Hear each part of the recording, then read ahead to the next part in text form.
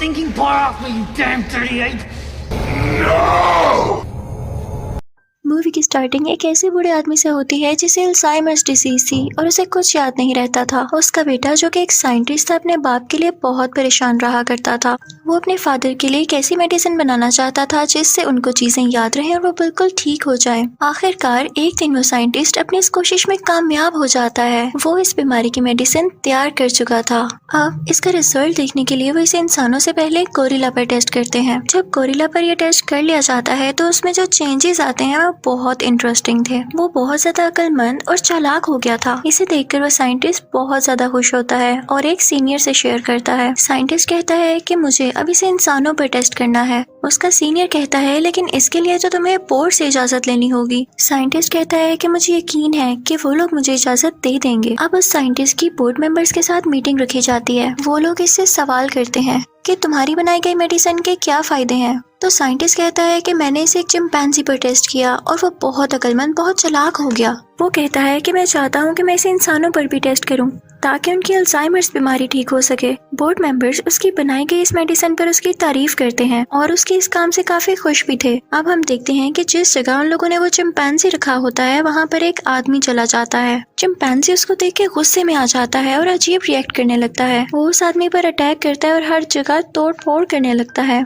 इसी तरह गुस्से में इधर उधर जाते हुए वो उस जगह पहुंच जाता है जहां पर साइंटिस्ट का इंटरव्यू हो रहा था। ओह, ये क्या हो गया? साइंटिस्ट का इंप्रेशन तो गलत पड़ सकता था क्योंकि चिंपैंजी इतने गुस्से में था कि वो लोग उसे कंट्रोल भी नहीं कर पा रहे थे। तभी वहां पर एक आदमी आता है और उसे शूट कर देता है। बोर्ड मेंबर्स जो कि काफी डर गए थे वो साइंटिस्ट से कहते हैं कि हम तुम्हारे इस इन्वेंशन पर बिल्कुल गौर नहीं कर सकते। तुमने देखा इसका रिएक्शन? साइंटिस्ट बहुत उदास हो जाता है तो बोर्ड मेंबर्स कहते हैं कि नहीं, तुम्हारी मेडिसिन में जरूर कोई ऐसी बात थी जिसकी वजह से चिंपैंजी गुस्से से पागल हो गया। जिन दूसरे चिंपैंजीज पर तुमने अपनी मेडिसिन को टेस्ट किया उनको भी मार देना बेहतर है। साइंटिस्ट काफी दुखी होकर बाहर आ जाता है। तभी बाहर उसको वो आदमी मिलता है जो कि चिंपैंजीज का केयर टेकर था, उनका ख्याल रखा करता था। वो साइंटिस्ट से कहता है कि मैं तुम्हें समझ सकता हूँ और मुझे तुम्हारी बनाई गई मेडिसिन पर यकीन भी है। वो फीमेल चिंपैंजी तुम्हारी मेडिसिन के असर से तो पागल नहीं हुई। इनफैक्ट कुछ देर पहले उसका बेबी हुआ था और जब हम उसके रूम में गए तो उसे ये लगा कि हम उसके बेबी को कोई नुकसान पहुंचा देंगे, इसलिए वो एग्रेसिव हो गई, उसे गुस्सा आ गया जो कि किसी भी माँ का रिएक्शन हो सकता है। साइंटिस्ट समझ जाता है कि वाकई इसमें मेरी मेडिसिन का कोई कसूर नहीं था। वर्कर साइंटिस्ट से कहता है कि मैंने इनके ऑर्डर के मुताबिक बाकी चिंपैंजीज को तो मार दिया लेकिन वो बेबी चिंपैंजी अभी भी जिंदा है।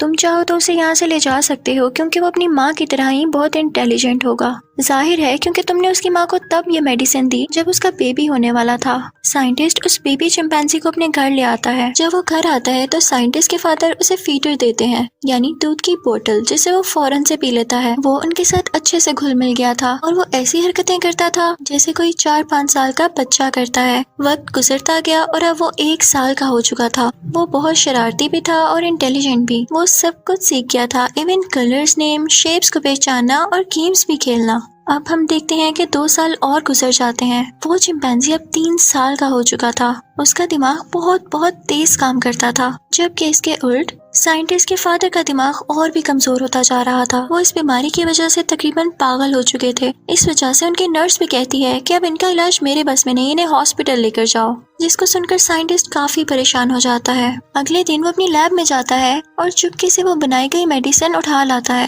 वो कहता है वैसे भी तो मेरे फादर पागल हो रहे हैं तो क्यों ना मैं उन पर ये मेडिसिन लगा कर देखूं क्योंकि मुझे पूरा यकीन है कि वो इन्हें ठीक कर देगी। अब वो घर आकर अपने फादर को ये मेडिसिन लगाता है। जब वो सुबह उठकर देखता है तो उसके फादर पियानो बजा रहे होते हैं। वो बहुत खुश हो जाता है क्योंकि मेडिसिन ने पॉजिटिवली काम किया था। उसका फादर भी देखे काफी खुश हो जाता है और अपने बेटे से कहता है कि मुझे मिलवाओ ना उस चिंपैंजी से जो हमारे साथ रह रहा है। लेकिन वो चिंपैंजी किसी के घर में उनके बच्चों की साइकिल लेने जाता है क्योंकि वो भी साइकिलिंग करना चाहता था। लेकिन उस घर का मालिक उसे पकड़ लेता है और उसे मारने ही वाला होता है कि तभी वहाँ पर वो साइंटिस्ट और उसका बाप आ जाता है। वो उसे रोकते हैं और कहते हैं कि ये बिल्कुल भी हार्मफुल नहीं है, ये बस खेलना चाहता था। लेकिन इस दौरान चिंपैंजी को एक छोटी सी चोट भी आ गई थी। वो साइंटिस्ट उसे अपने साथ जू लेकर जाता है ताकि उसे अच्छा फील हो बाकी जानवरों को देख के। बेसिकली वो उसे जानवरों के डॉक्टर के पास लेकर जा रहा होता है। अब वो उस फीमेल डॉक्टर के पास पहुंच चुका था। जब वो डॉक्टर उस चिंपैंजी का इलाज शुरू करती है तो वो देखती है कि ये तो बहुत अच्छा और इंटेलिजेंट है क्योंकि वो साइंटिस्ट से इशारों में बातें कर रहा होता है। वो ये देख के काफी हैरान होती है। तो साइंटिस्ट कहता है ये शुरू से ही बहुत ज़हीन है। अब चिंपैंजी को भी वो डॉक्टर अच्छी लगने लगी थी, तो वो साइंटिस्ट से इशारों में कहता है कि तुम लोगों को एक साथ खाना खाना चाहिए। वो डॉक्टर पूछती है कि क्या कह रहा है ये, तो साइंटिस्ट उसे सब कुछ बता देता है।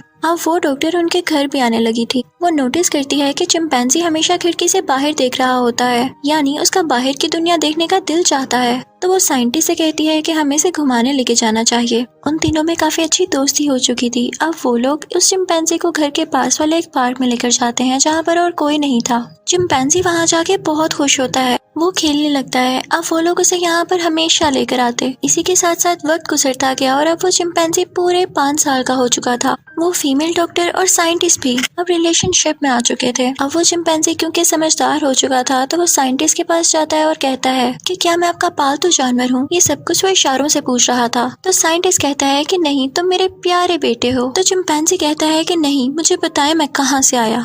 तो साइंटिस्ट कहता है कि आओ मैं तुम्हें दिखाता हूँ, और इसी के साथ वो उसे उस जगह ले जाता है जहाँ पर उसकी माँ थी।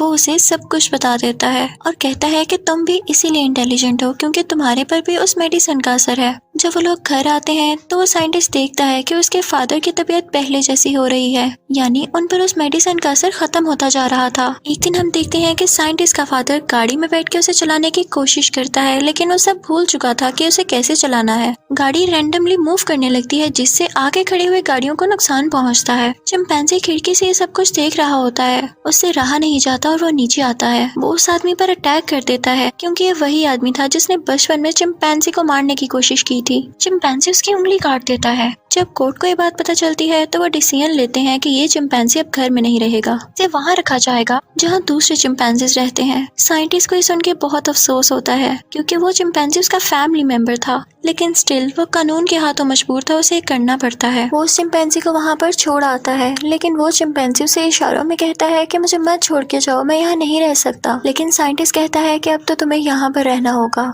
वो काफी उदास था और दिल पर पत्थर रख के उसे वो वहाँ पर छोड़कर आ जाता है। चिंपैंजी भी काफी उदास हो जाता है। साइंटिस्ट इनफैक्ट इस बात को लेके भी परेशान था कि उसके फादर पहले की तरह हो रहे थे। वो कहता है कि मैं अब और अच्छी मेडिसिन बनाऊंगा जिससे मेरे फादर हमेशा के लिए ठीक हो सके। वो ये बात अपने बॉस से शेयर करता है कि मैंने ये मेडिसिन अपने फादर पर चेक की थी, उनमें बहुत अच्छे चेंजेस आए थे। वो कुछ टाइम के लिए ठीक तो हो गई, लेकिन ये मेडिसिन इतनी ज्यादा स्ट्रॉन्ग नहीं थी कि उनका हमेशा के लिए ठीक कर सकती। लेकिन फिक्र वाली बात नहीं, मैंने एक बहुत ज्यादा स्ट्रॉन्ग मेडिसिन तैयार कर ली है जो कि ज्यादा देर तक असर कर सकती है। बॉस ये सुन के काफी पछताता है कि मैंने पहले तुम्हें इस मेडिसिन को इंसानों पर यूज करने की इजाजत क्यों नहीं दी। तो साइंटिस्ट कहता है कि क्या अब मुझे इजाजत है। तो बॉस कहता है कि हाँ, तुम इसको कंटिन्यू करो और अगर ये काम कर गई तो हमारी कंपनी को करोड़ों रुपए का फायदा हो सकता है।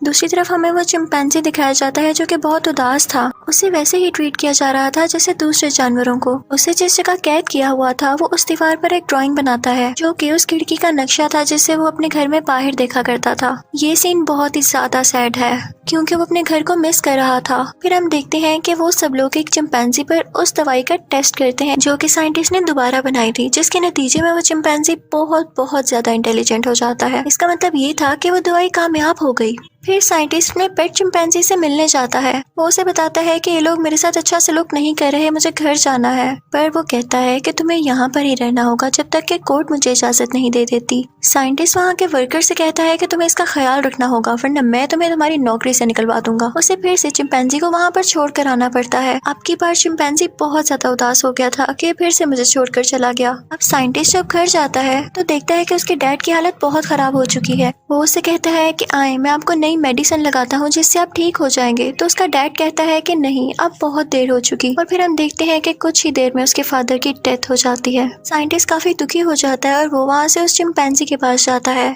वो उस जगह के इंचार्ज को ढेर सारे पैसे देता है और कहता है कि मेरा चिंपैंजी मेरे हवाले कर दो। तो इंचार्ज मान जाता है और उसे चिंपैंजी घर ले जाने की इजाजत दे देता है। लेकिन साइंटिस्ट जब उस चिंपैंजी के पास जाता है तो वो चिंपैंजी की आंखों में आंसू आ जाते हैं और वो कहता है कि अब मैं आपके साथ नहीं जाऊंगा, और ये कहकर वो दरवाजा बंद कर लेता है और दूसरी तरफ मुंह कर लेता है। साइंटिस्ट को वहाँ से जाना पड़ता है। एक दिन वहाँ का वर्कर अपने कुछ दोस्तों को वहाँ पर लाता है। जब उनमें से एक लड़का इस चिंपैंजी के पास आता है तो ये उसकी जेब से एक नाइफ निकाल लेता है और फिर रात को उस नाइफ की मदद से अपने केज का दरवाजा खोल लेता है।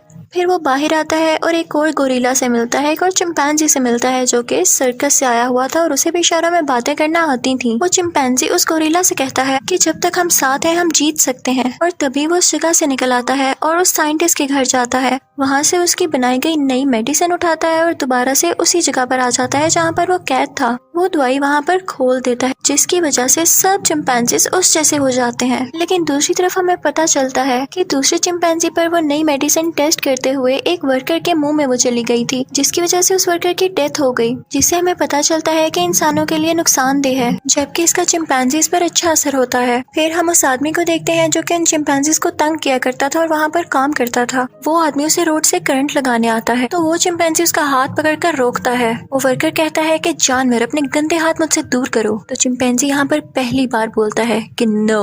वो वर्कर ये सुन के काफी हैरान हो जाता है और वो चिंपैंजी उसे पंच करके गिरा देता है। अब वो चिंपैंजी बाकी चिंपैंजीज के पास जाता है ताकि उसे आजाद करके यहाँ से निकाल सके, लेकिन अब वो वर्कर होश में आ चुका था और अब उन्हें करंट लगाने के लिए दोबारा से आगे बढ़ता है। चिंपैंजी उस पर पानी वाला पाइप फेंक देता है जिसकी वजह से उसे एक करंट लग जाता है और वो मर जाता है।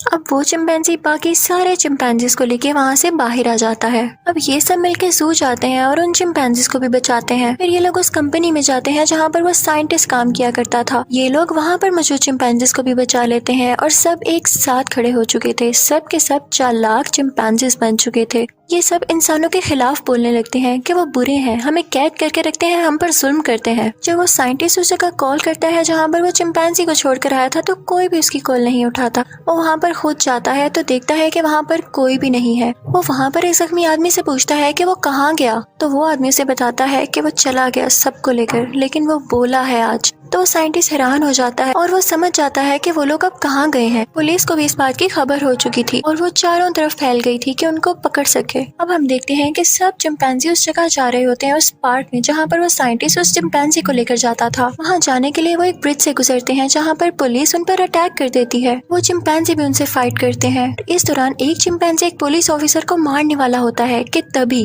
उस साइंटिस्ट का चिंपैंजी बोलता है कि नो, यानी उसके दिल में अभी भी रहम था, वो लोगों को नहीं मारना चाहता था। तभी साइंटिस्ट का बॉस अपना हेलीकॉप्टर लेकर उस जगह पर आता है और सब चिंपैंजीज को शूट करने लगता है कि तभी वहाँ पर एक बहुत बड़ा गोरिल्ला उस हेलीकॉप्टर पर अटैक कर देता है जिससे वो क्रैश हो जाता है और ब्रिज के साथ लटक जाता है। साइंटिस्ट का बॉस अभी भी जिंदा था। तभी उसके पास वो चिंपैंजी आता है जिस पर उन्होंने लैब में वो नई मेडिसिन टेस्ट की। वो उस हेलीकॉप्टर को ब्रिज से नीचे गिरा देता है जिससे साइंटिस्ट का बॉस यहाँ पर मर जाता है। सब चिंपैंजीज मिलकर उस पार्क में जाते हैं जहाँ पर वो साइंटिस्ट का चिंपैंजी आया करता था। वो वहाँ पर रहना चाहते थे। तभी उनके पीछे पीछे वो साइंटिस्ट भी आ जाता है और अपने चिंपैंजी से कहता है कि बस करो ना, गुस्सा बस भी कर दो, तुम ये सब छोड़ दो, मैं तुम्हारा साथ दूंगा, तुम्हें घर ले जाऊंगा, तुम्हारी प्रोटेक्शन करूंगा, तुम्हारा ख्याल रखूंगा, वरना पुलिस तुम सबको मार देगी। तो उसका चिंपैंजी उसके कान में कहता है कि अब ये मेरा घर है, मैं यहीं पर रहूंगा। वो साइंटिस्ट भी समझ चुका था कि चिंपैंजीज घर की बजाय जंगलों में ज्यादा खुश रह सकते हैं। वो उसे कहता है कि ठीक है, ये तुम्हारी जिंदगी है, जी लो इसे। वो जंगल में हंसी खुशी रहने लगते हैं और उस साइंटिस्ट का चिंपैंजी इन सब का लीडर होता है, उन्हें गाइड करता है, उनका ख्याल रखता है। फिर हम उस साइंटिस्ट के नेबर को देखते हैं।